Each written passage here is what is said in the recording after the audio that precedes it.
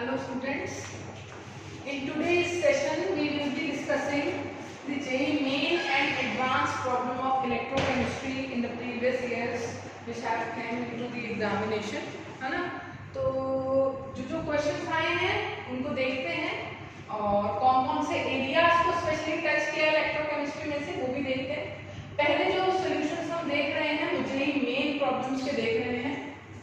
देखो तीन ही तरह के एरियाज है, यहाँ तो पूछा जाएगा गैल्वेनिक सेल वाली चीजों में से, है ना, यहाँ पूछा जाएगा कोरोजन में से, या पूछा जा सकता है किसमें रेजिस्टेंस एंड कंडक्टेंसेस या इलेक्ट्रोलाइटिक सेल्स में जो फैराडेज लॉ है उनसे प्रॉब्लम्स पूछी जा सकती हैं।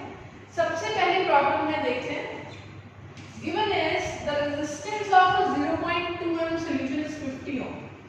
एक सॉल्यूशन है 0.2 m 0.2 m सॉल्यूशन का बच्चे जो रेजिस्टेंस है वो है 50 ओम। बच्चे गिवन लिखना बहुत जरूरी है। अगर आपको गिवन पता लग जाता है और आस्क पता लग जाता है तो आपका प्रॉब्लम सॉल्व करना बहुत ही इजी है।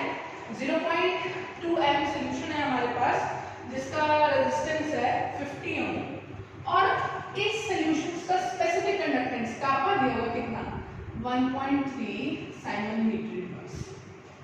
फिर ये भी सॉल्यूशन है लेकिन इसकी कंसंट्रेशन कितनी है 0.4 m सॉल्यूशन, इसकी कंसंट्रेशन है 0.4 m और इसका जो रेजिस्टेंस है वो कितना दिया हुआ है 260 ओम।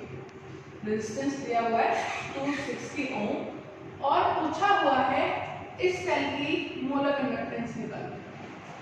ठीक है, मोलर कंडक्टेंस का फार्मूला मीटर इनवर्स है, याद रखना।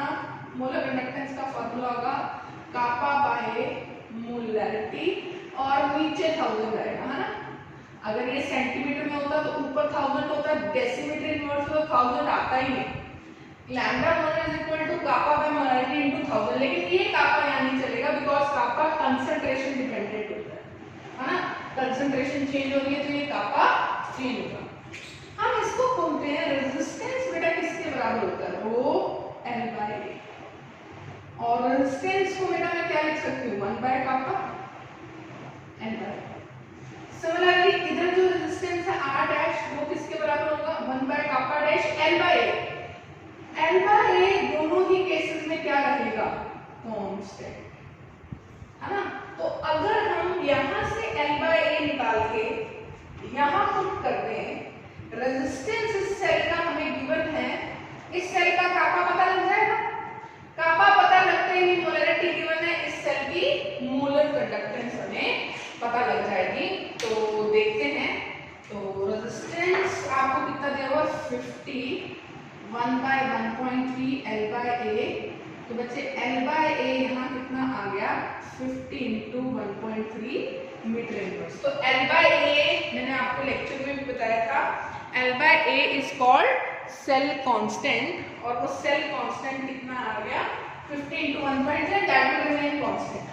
अब यहाँ वैल्यू डालते हैं R डैश कितना था 260, 1 बाय कापा डैश हमें निकालना है और L बाय A कितना है 50 इंटू 1.3। तो कापा डैश कितना आ गया बेटा 50 इंटू 1.3 बाय 260, राइट। अब यहीं से हम लैम्डा मोलर का फॉर्मूला लिखते हैं।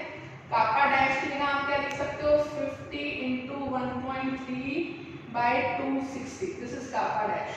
What is the molarity of solution 0.4। अब कापा मीटर इनवर्स की टर्म्स में है ना, तो नीचे 1000 आएगा, ऊपर लिख सकते हैं 10⁻³ ये आंसर आपके निकल के आता है 6.25 इंटू 10⁻⁴, है ना, siemens metre square mole inverse. So your answer is answer B.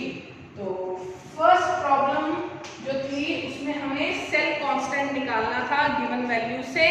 Cell constant constant रहेगा चाहे आप सॉल्यूशन की कंडक्टेंस चेंज करते जाएं, रेजिस्टेंस चेंज करते जाएं, cell constant would be constant और उस कांस्टेंट को निकाल के दूसरी वैल्यूज में डाल के हमसे मोलर कंडक्टेंस पूछी हुई थी उस कंसंट्रेशन पे, तो वो मोलर कंडक्टेंस हमने बेटे डिटरमाइन की।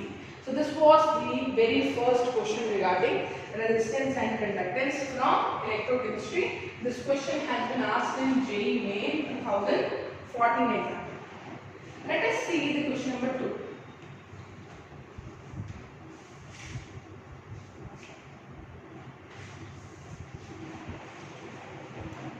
क्वेश्चन नंबर 2 की बात करें तो हमसे बेटा पूछ रखा है reduction potential of hydrogen half cell negative कब होगा, है ना। रिडक्शन पोटेंशियल पूछ रखा है तो हम जो इक्वेशन बनाएंगे बेटा वो इक्वेशन भी रिडक्शन की बनाएंगे। रिडक्शन की इक्वेशन क्या होगी, 2h plus aqueous 2 electron gain करके रिड्यूस हो जाएगा इनटू हाइड्रोजन गैस, है ना।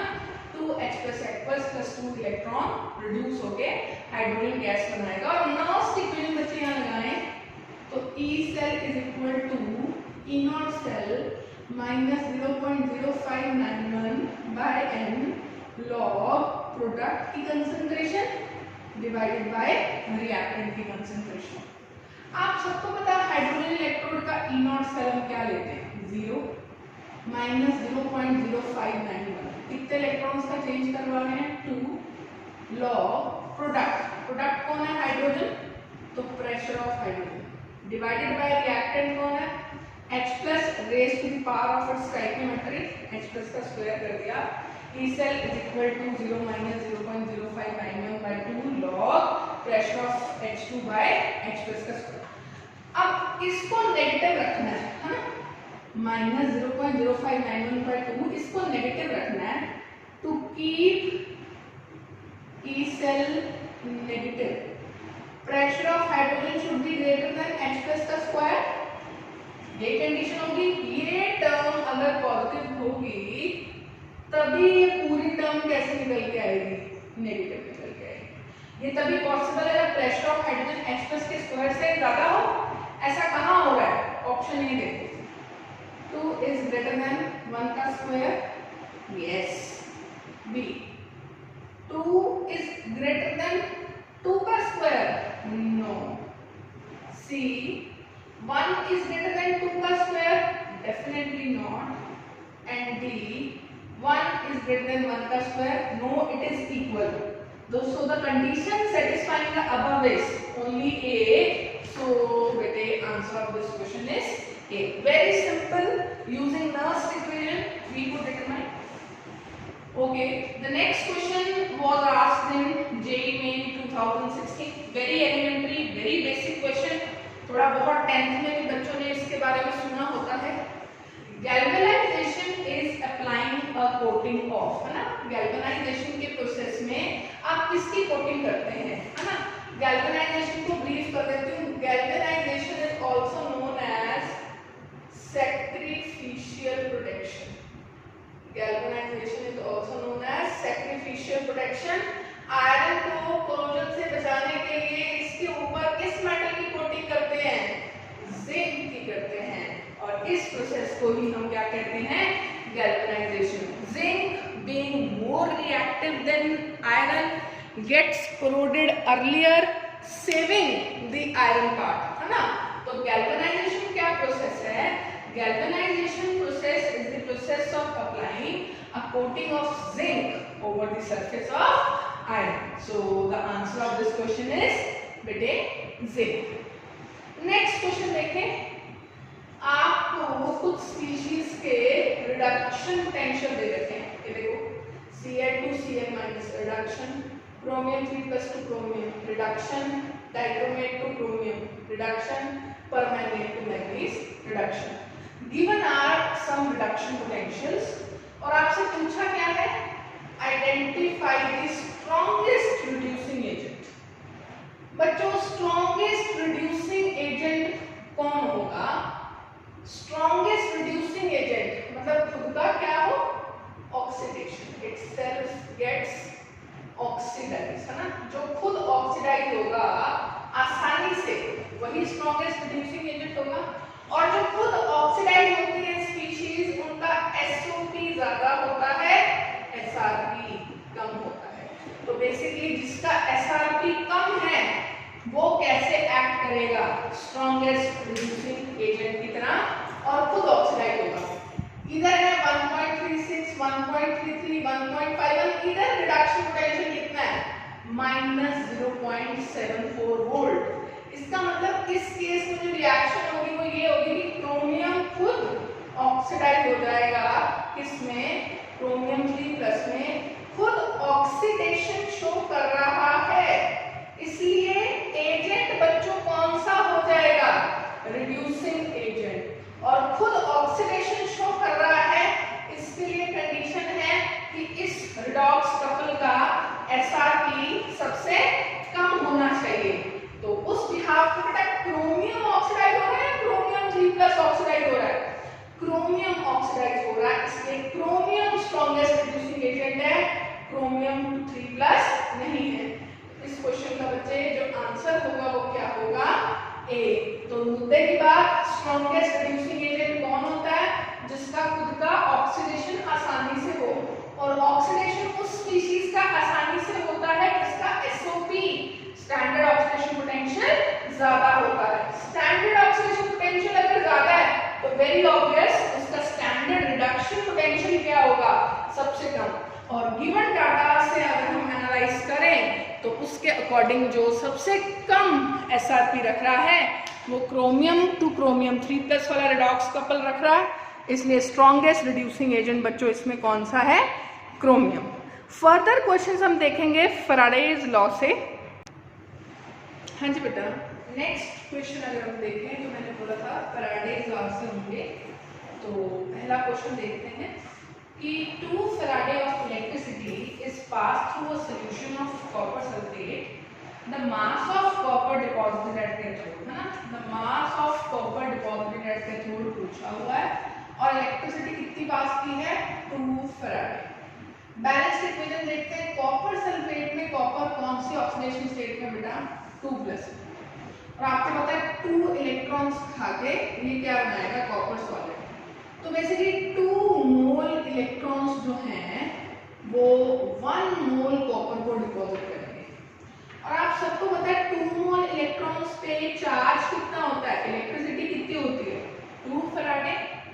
तो 2 फैराडे इलेक्ट्रिसिटी पास करने से 1 मोल कॉपर मिल रहा है, और कॉपर का मोलर मास आपको दिया हुआ है कितना, 63.5।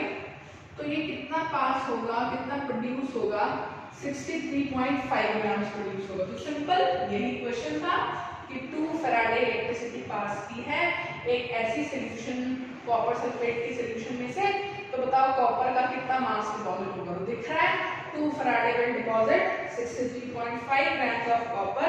तो बच्चे जो हमारा आंसर होगा वो आंसर क्या होगा, D 63.5, because 2 Faraday's of electricity is capable to deposit 1 mole of copper from a copper sulfate solution. ठीक है, this question is from JEE Main 2018 and it is a good question.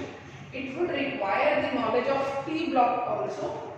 The question says how long water should be electrolyzed, है ना, how long water should be electrolyzed, मतलब आपका time पूछा, कब, जब current कितना हो 100 एम्पियर्स और वाटर के इलेक्ट्रोलिसिस से ऑक्सीजन प्रोड्यूस हो कितनी, which can completely burn 277.6 grams of diborane. तो हमें पहले पता होना चाहिए डाइबोरेन क्या है, सॉल्यूशन देखने बेटे इसका। डाइबोरेन इज बच्चे B2H6। B2H6 is diborane gaseous highly combustible gas, इसकी ऑक्सीजन के साथ जो रिएक्शन होती है बहुत ही एक्सप्लोसिव होती है ना, एक्सोथर्मी बहुत होती है। ऑक्सीजन जो है बेटा डाइबोरेन के साथ रिएक्ट करके B2O3 प्लस वाटर प्रोड्यूस करता है, ठीक है, डाइबोरेन रिएक्ट करके B2O3 प्लस वाटर प्रोड्यूस करता है। अब यहाँ बोरोन 2 है, हाइड्रोजन 6 है, यहाँ मुझे 3 लगाना है। अब 3 लगाते हैं बेटा ऑक्सीजन कितनी होगी, इधर 3 and 3 6, इधर कितनी है 2, इधर मुझे 3 लगाना पड़ेगा। इसका मतलब है for 1 मोल ऑफ डाइबोरेन मुझे 3 mole of oxygen is required, है ना। हम देखते हैं हमें दिया कितना हुआ है, डाइबोरेन का हमें गिवन दिया हुआ है, गिवन मास ऑफ डायबोरेन जो हमें कंबस्ट करना है वो कितना दिया हुआ है 27.6666 ग्राम।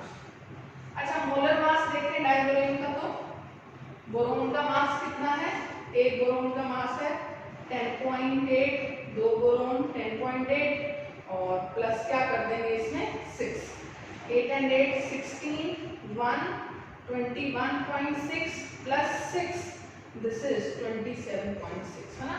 तो इसका मतलब आपके पास मोल कितने हैं डायबोरेन के, 1 मोल है, 27.66 by 27.6 है ना, ऑलमोस्ट 1 मोल है। तो इसका मतलब आपको ऑक्सीजन जो रिक्वायर्ड है वो कितनी है 3 मोल ऑक्सीजन आपको रिक्वायर्ड है। तो 3 मोल ऑक्सीजन लेने के लिए वाटर से आपको 100 एम्पियर करंट के साथ कितने टाइम के लिए उसको पास करना पड़ेगा, उसके लिए हम लगाएंगे बेटे क्या, फैराडेज फर्स्ट लॉ, जो हमें क्या कहेगा W is equal to ZIT, W is equal to E by 96500 IT, W is equal to molar mass by n factor into IT। और मैंने आपको बोला था वेट बाय मोलर मास को हम क्या लिख देते हैं मोल्स, तो moles is equal to IT by n factor, ये 96500 मल्टीप्लाई बाय 965। मोल कितने चाहिए ऑक्सीजन के 3, करंट कितना पास किया बेटा आपने 100 इनटू टाइम, ये टाइम सेकंड्स में आएगा, डिवाइड बाय ऑक्सीजन का एन फैक्टर क्या होता है बेटा O2 से 2O2 माइनस बन रहा है, 0 से -2 में जा रही है, 2 का चेंज है और कितनी ऑक्सीजन इसमें प्रेजेंट है 2, 2 का चेंज है, 2 ऑक्सीजन ऐसा चेंज कर रही है, तो बच्चे टोटल चेंज कितने का हो गया 4 का हो गया, तो एन फैक्टर हो गया 4 into 9650। तो ये टाइम आपके पास सेकंड्स में कितना आएगा 3 into 4 into 96500 by 100, तो ये आ गया 12 into 965 सेकंड्स। सेकंड्स को बच्चे मिनट्स में बदलने के लिए डिवाइडेड बाय 60 और मिनट्स को आवर्स में बदलने के लिए फिर 60 से डिवाइड करेंगे, ये बच्चे आ जाएगा 12 into 965 by 3600। इसको बच्चे जब हम सॉल्व करेंगे तो ये अप्रोक्सीमेटली आ जाएगा 3.2 आवर्स।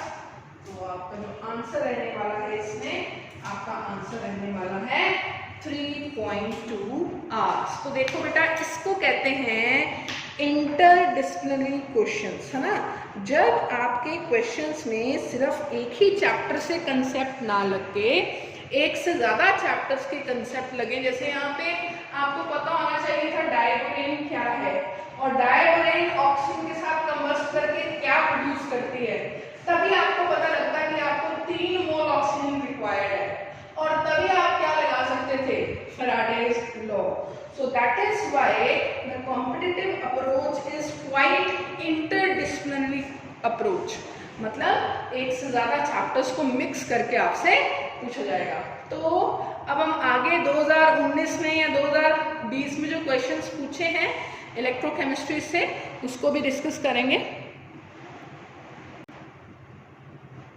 यस बेटा, हमारी जो नेक्स्ट दोनों प्रॉब्लम्स हैं that are from very recent JEE Main 2020 examination. The one is normal MCQ based questions in the choice correct and another is from numerical type problem. What kind of questions were asked? Let us see. हमें copper 2 plus 2 copper potential दिया हुआ, +1 2 copper potential दिए रखा, 2 plus 2 plus 1 पूछा। तो ऐसे में हम क्या करते थे, ऐसे में हम Hess's law of constant heat summation लगाते थे और बोलते थे कि हम सबसे पहले copper 2 plus को copper में बदलेंगे और फिर पहले +1 में बदलेंगे, फिर कॉपर को 0 में लाएंगे। Since delta G is a state function, तो डेल्टा G नॉट, यहाँ पर डेल्टा G नॉट 1 लग रहा है, यहाँ पर डेल्टा G नॉट 2 लग रहा है, तो we can say delta G naught is equal to delta G naught plus delta G naught 2, right. इधर जो डेल्टा जी नॉट है उसको हम क्या कह सकते हैं, उसको हम कह सकते हैं minus N F E naught. तो सिमिलरली इधर भी कह सकते हैं minus N one F E naught 1, और यहाँ कह सकते हैं minus N two F E naught 2। Divide कर देते हैं माइनस एफ से दोनों तरफ, यहाँ बच जाएगा N E naught is equal to N one E naught 1 plus N two E naught 2।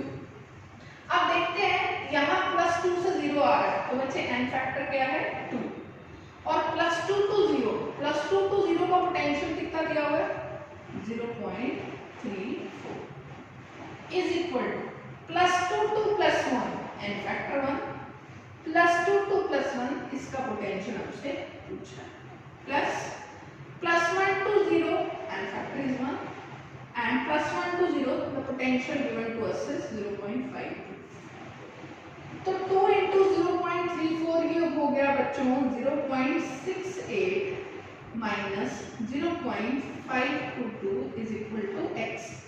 तो 0.680 माइनस 0.522 would be x, तो माइनस कर लेते हैं 0.680 minus 0.522, this is 8, can we say 2, this is 5, so this is 1, है ना, 0.0 positive, तो plus 0.58 volts is our answer to this question। very simple question, हमने classroom में सेम ऐसी प्रॉब्लम सॉल्व की हुई है और सेम प्रॉब्लम जेईई मेन 2020 में पूछी गई।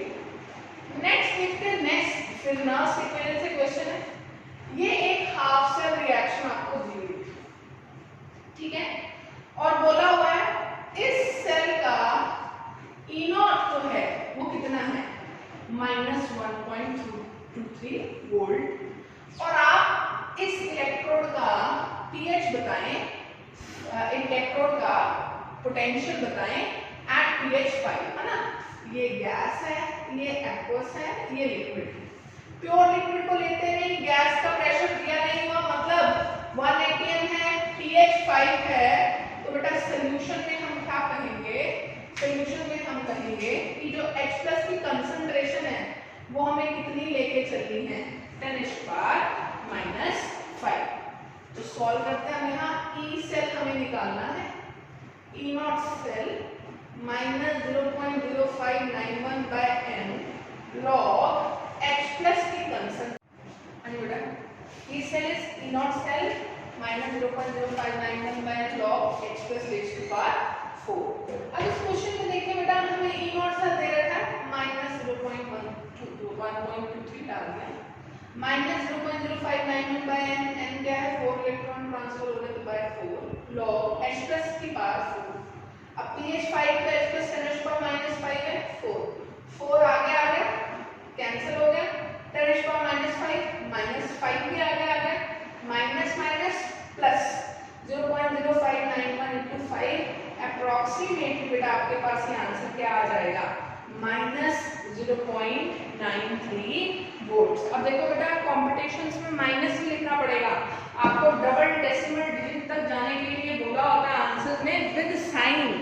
अगर आपने माइनस नहीं लगाया सिर्फ 0.93 लिख दिया तो भी गलत है, और अगर आपने साइन लगाया लेकिन 0.9 लिख के छोड़ दिया वो भी गलत है। आपको पूरा up to double decimal digit तक जाना है, सेकंड डेसिमल डिजिट पे कुछ नहीं आ रहा है तो भी आपको 0 लगा के आना है, आपने उसको ब्लैंक छोड़ के नहीं आना है। फर्दर कुछ और प्रॉब्लम्स देखते हैं बेटे। हाँ जी बेटा, फर्दर अगर हम अपनी प्रॉब्लम देखते तो नेक्स्ट क्वेश्चन कहता है equivalent conductance of NaCl at concentration C, है ना, C पे लैम्डा C है और इनफाइनाइट डाइल्यूशन पे लैम्डा इन्फिनिटी है, तो करेक्ट फॉर्मूला क्या होगा, है ना। डायरेक्ट फॉर्मूला बेस्ड क्वेश्चन पूछा हुआ है, आपको पता है डिबाय-हकल इक्वेशन लगती है, और डिबाय-हकल इक्वेशन का इनमें से करेक्ट एक्सप्लेनेशन किसका है, इसका है। हमने ग्राफ भी बना के देखा था लैम्डा m और रूट c में, इस तरह का ग्राफ बनता था ना, linear equation with negative slope root c और लैम्डा m में, दिस इज करेक्ट। और जब हम इसको एक्स्ट्रा प्लॉट कर देते थे 0 तक, यहाँ जो टर्म आती थी उसको हम क्या कर देते थे, लैम्डा एम इंफिनिटी। तो answer to this question is option number A. Next question देखें, तो कहता है at 298 kelvin SRP of following species are given, है ना, Mn4 minus 2 Mn2 plus Cl2 to Cl minus Br2 to Br minus I2 to I minus सबके SRP आपको given है। और कहा हुआ है pH 3 पर permanganate is expected to oxidize। अब ये देखो, ये strongest oxidizing agent है ना, strongest oxidizing agent। क्यों? क्योंकि इसका SRP सबसे ज्यादा। SRP ज्यादा होने का मतलब क्या हो गया कि एक ऐसा एजेंट होगा, रिड्यूसिंग एजेंट होगा। SRP मतलब खुद रिड्यूस करेगा, तो एजेंट कैसा होगा, स्ट्रॉन्गेस्ट ऑक्सीडाइजिंग एजेंट। अब देखो एट pH 3 की बात कर रहा है, तो मतलब बैलेंस इक्वेशन बनाएंगे, लेकिन कोई भी इक्वेशन आप बनाओ, ये जो पोटेंशियल है ये इन तीनों से ज्यादा है, मतलब इन तीनों के सामने ये चीज रिड्यूस होगी। अगर इन तीनों के सामने ये चीज रिड्यूस होगी तो मतलब ये इन तीनों को क्या कर सकता है, ऑक्सीडाइज कर सकता है। तो अगर ये इन तीनों को ऑक्सीडाइज कर सकता है बच्चों, तो इस क्वेश्चन का हमारा आंसर क्या हो गया, B.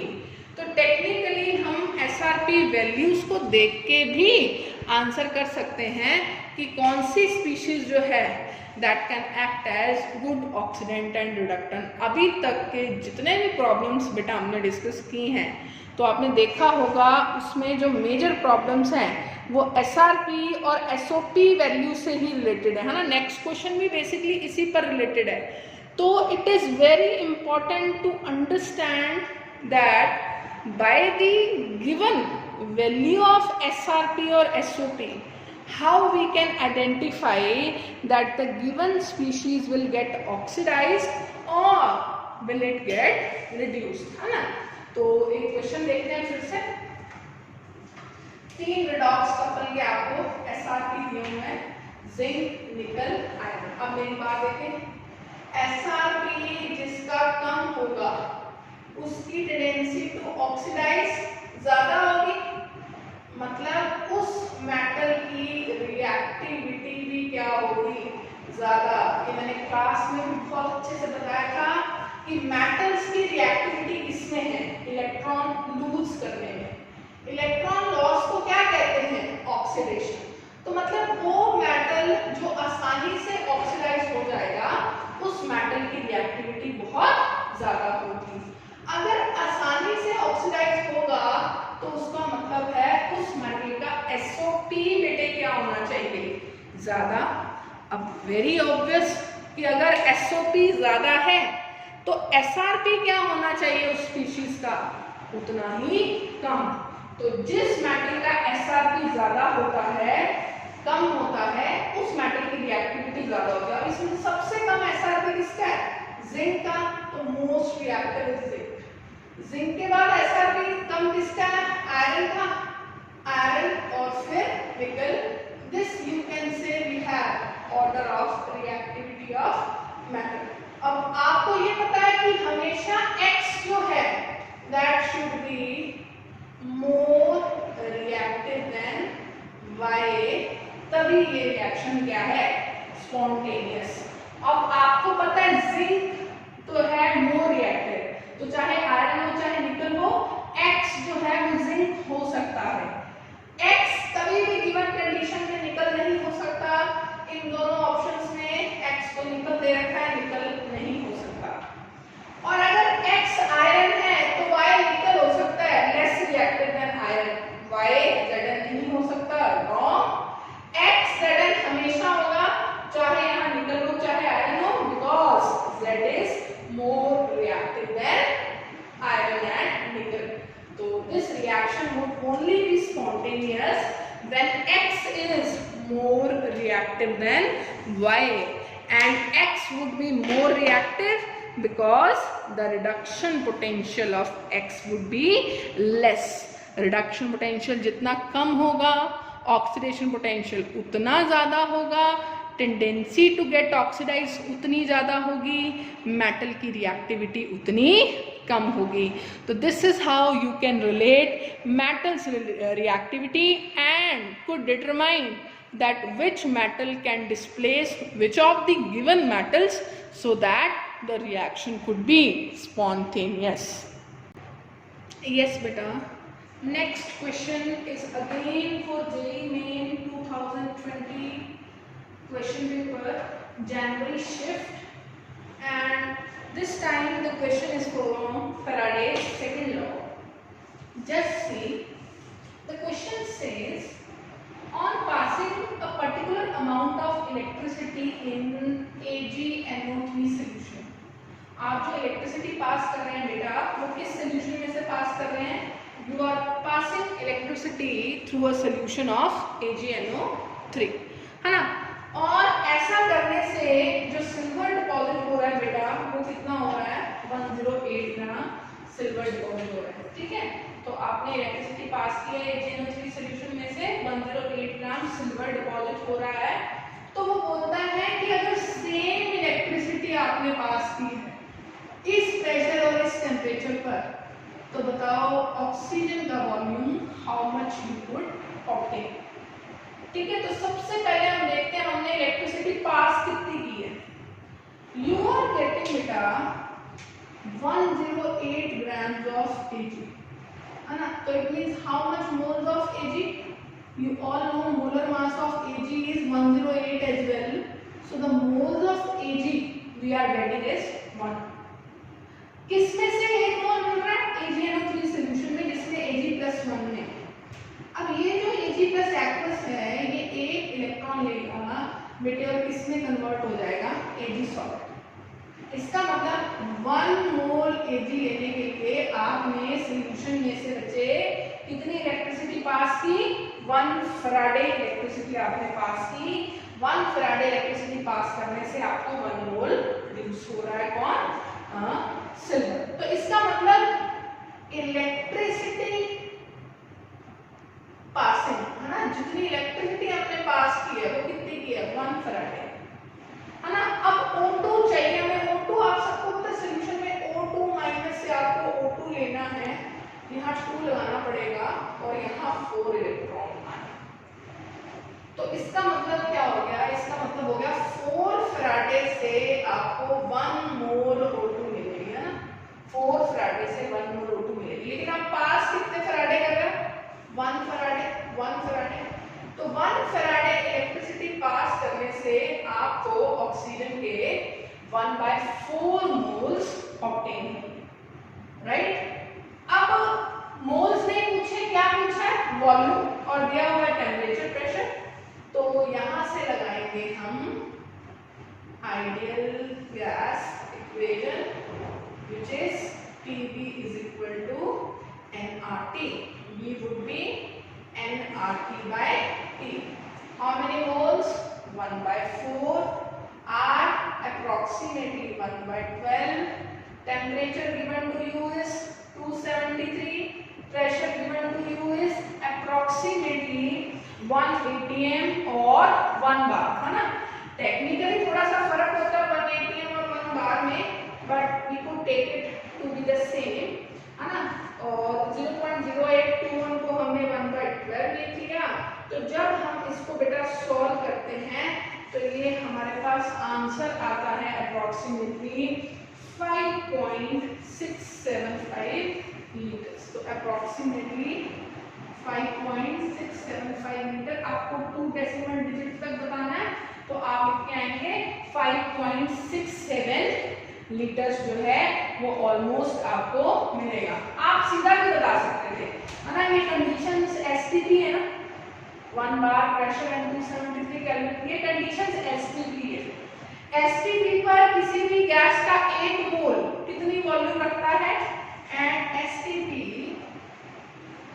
1 mole of any gas occupies a volume of 22.4 liters और यहाँ 1/4 मोल बन रहा है, तो approximately 5.6 liters of oxygen gas could be obtained by passing the same amount of electricity which is being depositing 108 gram of silver. So this is again the problem from JEE Main, and this time the problem could be related from Faraday's second law.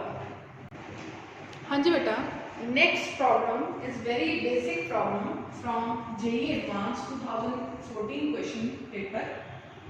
इस paper में बेटा एक question था बड़ा ही factual, जिसमें almost जो multiple choice answers थे उसमें +4 और -2 वाली मार्किंग थी.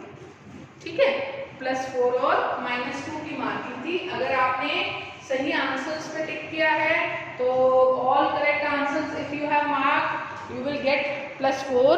अगर आपने एक भी गलत ऑप्शन पे मार्क कर दिया है then you will be given -2 marks. ठीक है, अब गैल्वेनिक सेल में सॉल्ट ब्रिज के बारे में पूछ रखा है, तो मैं पहले आपको ब्रीफ कर देती हूँ कि दो अलग अलग चैम्बर्स हैं, इनमें ये इलेक्ट्रोड्स डाली हुई हैं. ठीक है, इनको सॉल्ट ब्रिज से कनेक्ट किया हुआ है.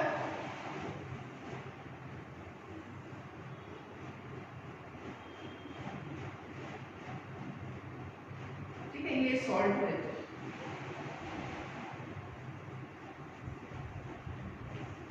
ये कैथोडिक एनोडिक चैम्बर है, कैथोडिक चैम्बर है. सॉल्ट ब्रिज क्या करता है, दोनों सॉल्यूशंस को कांटेक्ट में लाता है ताकि दोनों सॉल्यूशंस को मिक्स किए बिना दोनों सॉल्यूशंस कांटेक्ट में रहें, और यहां से नेगेटिव एक्सेस आयंस को खाके अपने नेगेटिव आयंस इस चैम्बर में ड्रॉप कर देता है और internal circuit of the cell को पूरा करता है. ठीक है, ये सॉल्ट ब्रिज के काम है. कई बार क्या होता है, in some cases salt bridge is not required, क्योंकि एक ही बीकर में दोनों इलेक्ट्रोड्स प्रेजेंट होती है. In such case salt bridge is not necessary. NCERT में भी ये एक लाइन लिख के बता रखा है कि ऐसे केसेस में सॉल्ट ब्रिज नेसेसरी नहीं होता. अब हम देखते हैं बेटा गैल्वेनिक सेल के अंदर सॉल्ट ब्रिज के बारे में जो स्टेटमेंट्स हमें दी हुई हैं, है ना, उन स्टेटमेंट्स को हम कैसे डिस्कस करते हैं. पहली स्टेटमेंट है, it does not participate chemically in the cell reaction. Salt bridge cell reaction में केमिकली कभी भी पार्टिसिपेट नहीं करता. बिल्कुल सही है. इसमें जो इलेक्ट्रोलाइट लिया जाता है सॉल्ट ब्रिज में, वो इनर्ट इलेक्ट्रोलाइट लिया जाता है, जैसे KNO3 and NH4NO3 inert electrolyte लिए जाते हैं. ये जो इनर्ट इलेक्ट्रोलाइट्स हैं ये क्या करते हैं, आयंस के मूवमेंट को कंट्रोल करते हैं, है ना. आयंस को कंट्रोल करते हैं कि किस तरह के आयंस जो हैं वो इसमें डालने हैं, बस नेट सेल रिएक्शन में पार्टिसिपेट नहीं करते. तो ये कहना कि the salt bridge does not participate chemically in the cell reaction, this is true. So one of the answer is A, right? Next says stops the diffusion of ions from one electrode to another.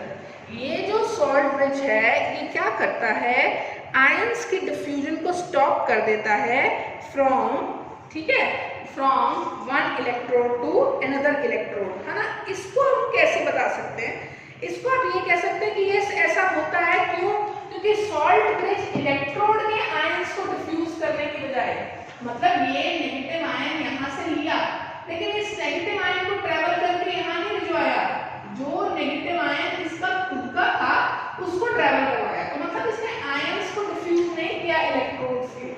तो stops the diffusion of ions from one electrode to another. This is also true. So the two statements are true, A and B. Now move on. Is necessary for the occurrence of cell. अब ये most of the बच्चों ने उस time टिक किया था, लेकिन NCERT की importance यहाँ से पता लगती है कि is not always necessary, है ना. अगर बीकर एक ही हुआ तो सॉल्ट ब्रिज के बिना भी ये गैल्वेनिक सेल जो है काम कर जाएगा. तो इट इज नॉट नेसेसरी, है ना. नेसेसरी ऐसा कुछ नहीं है. अगर इनडायरेक्ट रिडॉक्स रिएक्शन हो रही है, अलग अलग बीकर में हो रही है, then salt bridge is necessary. लेकिन जो बात चल रही है वो गैल्वेनिक सेल के लिए चल रही है और इस तरह के गैल्वेनिक सेल भी पाए जा रहे हैं, तो नेसेसरी जैसी चीज कहना जरूरी नहीं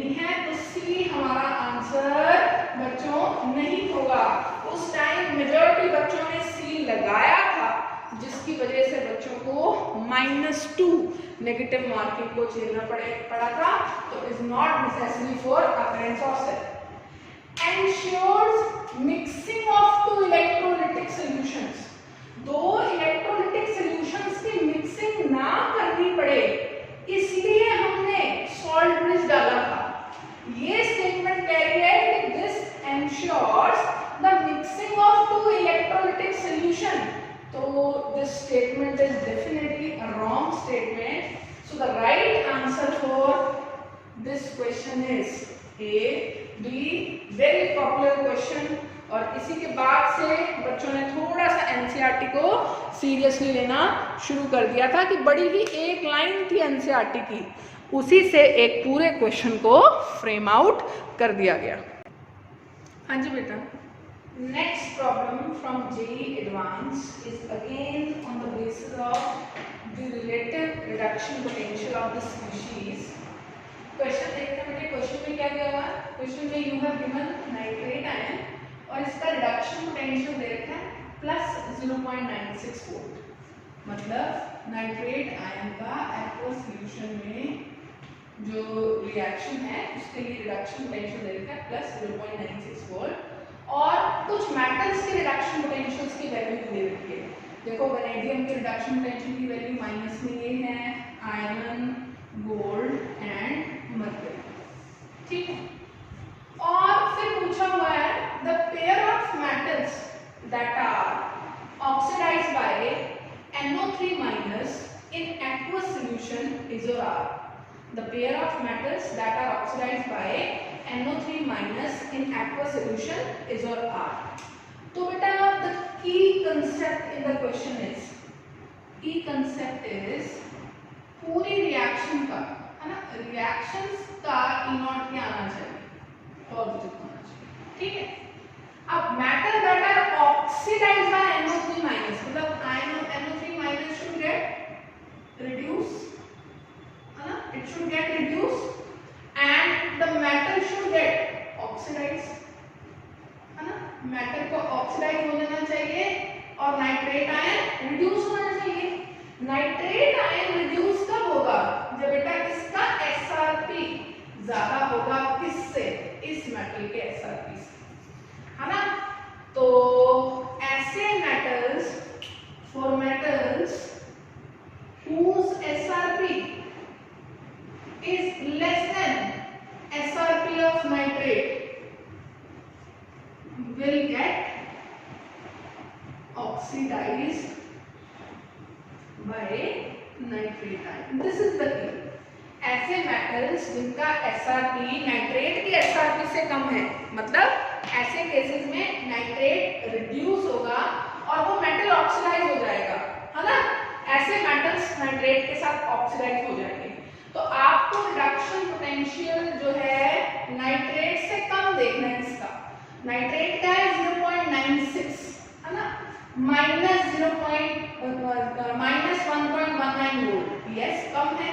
vanadium can be oxidised by nitrate ion, again minus, कम है, could be oxidised, +1.40 greater than that of nitrate, तो गोल्ड का ऑक्सीडेशन नाइट्रेट नहीं करवा सकता। मर्करी 0.86 लेस देन दिस करवा सकता है। मतलब इनमें से जिस भी ऑप्शन में gold as a metal pair आ रहा है वो ऑप्शन गलत हो जाएगा, क्योंकि गोल्ड का खुद का SRP नाइट्रेट के SRP से बच्चों क्या है, ज्यादा है, इसलिए गोल्ड ऑप्शन में नहीं होगा। तो ये देखो यहाँ गोल्ड है, तो ये वाला आपका आंसर नहीं होगा, A, B, D। तो your answer to this multiple choice question would be A, B, D, ठीक है। अब बेटा JEE एडवांस प्रॉब्लम्स पे जाएं अगर आप, तो these problems are more of concept application based, है ना। अगर आपको एप्लीकेशन कंसेप्ट का आता है तो आप बहुत अच्छे से ये क्वेश्चन कर सकते हैं। टू द पॉइंट नॉलेज इस क्वेश्चन में रिक्वायर्ड है, बहुत ज़्यादा नॉलेज जो है वो आपने लेनी है एनसीईआरटी रीडिंग से। चीज़ों का थोरो meaning should be very clear to you for solving JEE advanced problems.